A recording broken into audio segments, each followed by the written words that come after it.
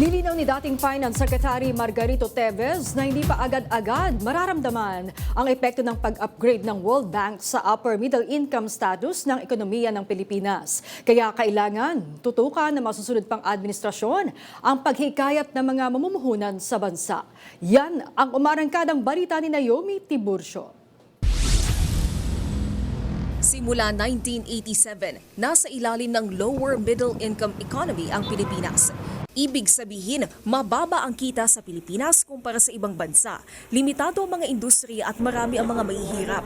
Pero matapos ang 35 taon, idineklara ng World Bank na tumaas ang status ng Pilipinas sa upper middle income matapos umabot sa $4,850 ang gross national income noong 2025. Paliwanag ni dating Finance Secretary Margarito Teves, malaking pasalamat ito sa mga OFW na nagpapadala ng mas mataas sa remittance. Makakahikayat umano ang upper middle income status sa mga investor. Pero babantayan pa rin nila kung gaano nga ba kadali ang magnegosyo sa Pilipinas. Madali ba yung pagtayo ng mga negosyo? Tsaka yung cost of doing business, gaano kamahal yung elektrisidad, yung internet, available pa po yan, mga infrastructure, inflation rate, yun naman tinitingnan talaga ng investor. Yung upper middle income status po lang yan.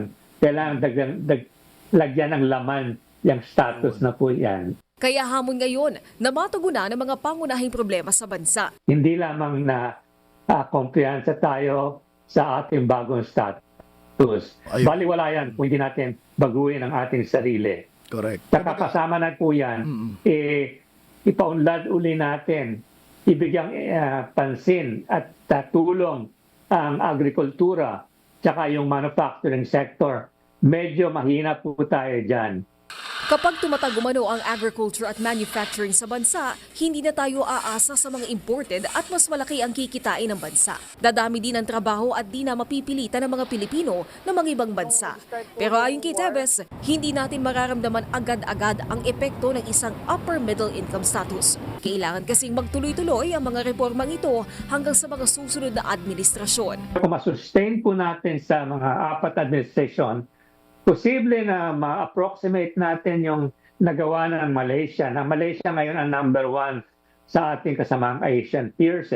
$12,000 per capita na sila. Tayo a little over 4,800. Ako si Naomi Tiburcio ng PRTV News, nagseserbisyo para sa Pilipino.